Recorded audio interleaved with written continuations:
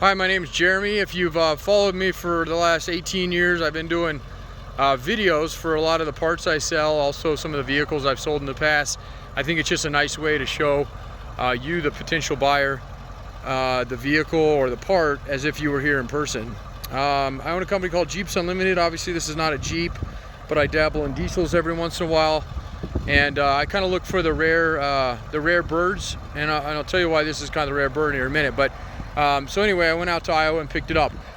The intention, actually, my wife and I were gonna do something with it as an RV, but we have a 7-month-old, and what's the saying? Our eyes are bigger than our stomachs, kind of thing. That's kind of the thing on this guy. So anyway, this is a 1999 Ford E450 chassis, okay? And it's got a lot of the things that people want if they're obviously doing like a conversion, but it also has a lot of good parts on it. I mean, if you're not doing a conversion, you just want some for parts.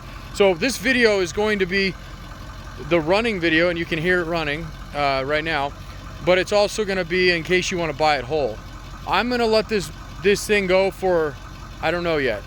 I'll figure that out. But I know what I want for the diesel if I have to pull that. And I know what I want for the transmission if I have to pull that. I think the tranny on this one has a PTO, although I don't see anything on the bottom, but I do see the cab has got some stuff on it. So I don't really know a lot about these. I know a lot about the motors, but I have not a lot of clue about the shuttle buses and why they had that kind of stuff on them. So if you want this whole thing, I'll have to go down and put it in my name. I bought it at auction, so I'd have to do that first. But I would be willing to sell it whole, unless, of course, somebody buys the motor out of it first, and then we'll yank the motor, and then it's just going to be parts from that point on. So it's a 99 7.3 Powerstroke, which if you're a Ford enthusiast, you know those are good. But if you're not a Ford enthusiast, the rule of thumb is up to 02, I believe. The 7.3s were still around. And that's what you want. In 03, they went to a 6.0, which is a pile of shit, and I've had a few of those, excuse my French.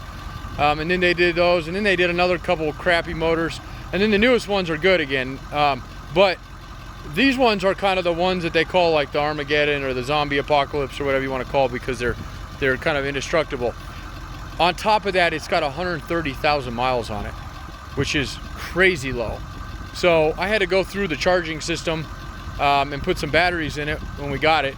We kind of bought it without knowing if it ran or not, but I checked the oil and put batteries on it, and it fired right up, and it's been running for about an hour now. There's tailpipe, and there's absolutely no smoke out of it, as you can see. It was a church, obviously a church shuttle bus, and as far as I can tell, it was always maintained by probably the Ford dealership, because every single thing under this thing, like the oil filter, any wires I've seen, even the batteries, they were all Motorcraft. So my guess is it was maintained fairly well. More than likely, because I've had another 7.3, if you let these things sit and the batteries go dead in them, they're kind of a bugger to start. So my guess is that's probably what happened in it. The battery's a pain in the butt to get on these. I mean, there's one under the hood, normal, but then there's one up under the cab, under this passenger cab, and then it's got an air tank in front of it. So I had to kind of remove all that crap. The frame is not a box frame. It does have rust. Okay, that's part of the reason that I've kind of like, I think that the motor's clean, the tranny looks good, the axle looks good, typical stuff on those, but the frame itself is rusty. Now there's no holes all the way through the frame. That's not the structure part. It's just all the brackets and all the other stuff, the air tank, super scaly on that. So that's kind of why I was like, I don't know, this might be a little bit more than we anticipate. Plus, as you can see here, this is my and I, like I said, primarily do Jeeps, so this is my yard. So but anyway, that's what it is. If you show up and you're like, hey, I want to drive this thing, I don't have insurance on it. So, we can drive it around this big old lot, and you can see it moves. I can show you here in a minute. Matter of fact, I'm going to park it down here. So it does. I actually drove it off the trailer They had to load it with a big loader, so it kind of messed up the sides here and on the other side. But the cab and everything else is clean. And the dually, it is a dually. I have that, and you can see them over there. There's one there, and then there's one floating around here somewhere else. But we had to remove those because my wheel wells on my trailer were too narrow. So, okay, so that's kind of that story as far as that goes. There's the mileage, as you can see there. Okay, no check engine lights whatsoever. Like I said, I've had this thing running for, well, it took us about 90 minutes to unload it. So I've had it running for that long. You can see the temp's good. Fuel, batteries, you're gonna need to put, I put some Jeep batteries. They weren't big enough, but I got it to start. So actually fired right up. I was surprised. But with 131,000 miles, it should fire right up. So that's like the biggest thing. So if you just want to buy this motor, then so be it. The other option, and I don't need to tell you what you want to do with it, but Ray, that thing is right there. You know, this is basically an RV. I mean, essentially, the 450 is pretty common chassis. They did a lot of those with, and most of those came with those V10s. And some people love them, some people don't. But the cool thing about this setup is if you're interested, and again, before anything else sells, I'd be willing to sell someone the engine, the harnesses, the computer, the transmission, the drive shafts messed up in the rear, so you'd have to get one of those, or maybe use yours if you have it. And if you wanted the axle, that's got the good axle in it, the one that never breaks. It's got that full floater. I think it's an 80 if I'm not mistaken, but I'll double check that. But we could throw a big package price together for you, and yeah, it would cost you some money, but it'd be a hell of a lot cheaper than trying to convert your van from scratch. So I'd even be willing to cut off the motor mounts. You could weld those on. I mean, it would be a massive project, but boy, would it be a cool project. And it'd be pretty much a one of a kind, because there ain't a lot of specifically that shorter style RVs out there with it. And then that was my other thought, is I would do the same thing. But again, we're just so busy with the yard and then with our baby right now. It's just not really feasible. So, okay, so I've talked a lot. Feel free to give us a call. Ray, he's the guy you're probably going to be answering. And I don't know if this is going to work. Selfie mode here. I'm Jeremy. Again, 303-666-9020. We'll put it up for a week or two as a, you know, hey, tell us what you want. And if somebody wants to buy it, you can see all the shit hanging down there. That's the air tank I had to drop to get that battery out of there. And then the wire there that you're seeing is the auxiliary battery harness, and that is all together. It's not cut. I mean, it needs a new terminal end, but other than that, that's actually how I fired it up. I just popped that down, hooked a fresh battery up there, then messed in with the box underneath, and then put a new battery up front, and the thing fired right up. So and if you show up and you're like, hey, I really want to drive this thing down the highway, you put insurance on it, and we'll strap that tank up there, and you can take down the highway. I don't care if that's something you want to do. It definitely needs some fiberglass. I have those pieces, by the way. They're over there, but I don't know if you want to fix that or not. Just depends on what you want to do with it. Let me show you real quick the inside of it, because it's actually pretty clean. I mean, it obviously had sat for a while. Those are the caps for the dualies on the rear. I mean, the seats are really nice.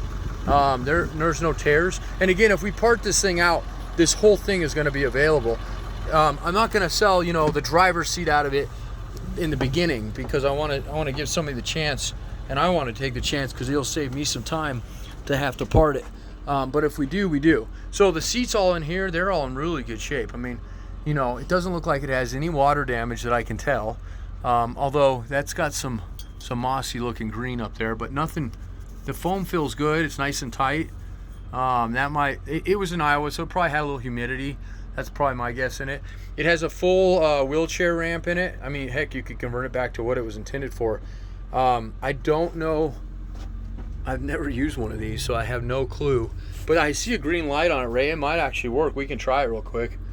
Okay. I'm sure it does work. But when I disconnected, let's see here. Want me to do it? Yeah, go ahead and pop that door open. No. No. Dude, open the door. Oh, Oh, this door. No, this door.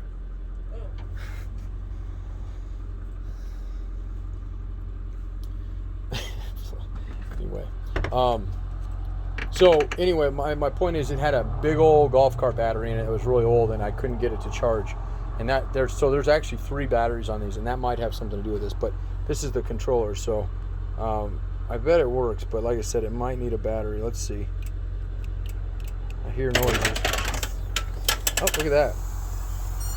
That's cool.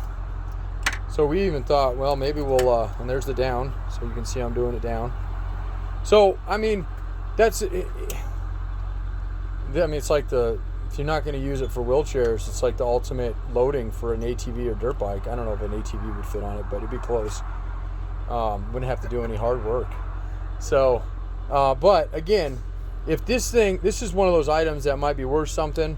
Obviously we wouldn't sell it for what they're worth new, but we would do a discount. If it's worth enough, we might be willing to sell this off first, and then part the rest of it possibly, or just part this out. I think it's just bolted through the bottom, and it doesn't look rusty at all. Nothing inside is rusty. So let's see if I can figure out how to go back up with it.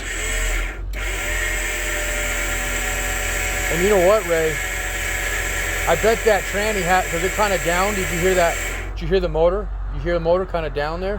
So that's probably that PTO on that tranny, which is really cool. You could do a lot of cool things with that. You know, especially like rock crawlers and shit like that. So, but that's definitely what that is.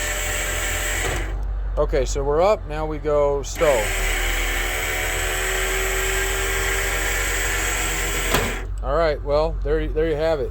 It works as it should. Go ahead and close that door. So, all right, so give us a call. We'll talk about the options, what we want to do. There's the spare for it. It's got a spare, and I do, like I said, I have all the wheels for it. There's a couple tears on the back of these cushions, but probably from people walking through here. But then they got this big old control center up here, and this is where I figured out it had, see it says PTO control there, and I don't really know it. Yeah, I probably shouldn't push all that. I don't know what this stuff does. I won't lie to you on that. It seems to be working, so we'll go from there. It's got a CB in it. It's got a radio. I believe, you know, the air, I'm not sure. Maybe needs to be recharged. Maybe not. It may be just fine. Definitely has some mossy looking green down here on this stuff. The more I'm like in it, I'm like, oh man, I would love to keep this thing, but we'll see. Okay. So again, I appreciate you watching the video. You've now spent 13 minutes of your life with me, and if you ever need any Jeep parts, or other diesel parts, you know, we just did a Dodge not too long ago. We really try to find them, like I said, when they got real low miles on them like this, because I mean, we all know if you take care of these diesels, they really do go forever. Okay, all right. Well, thanks a lot, and have a great day.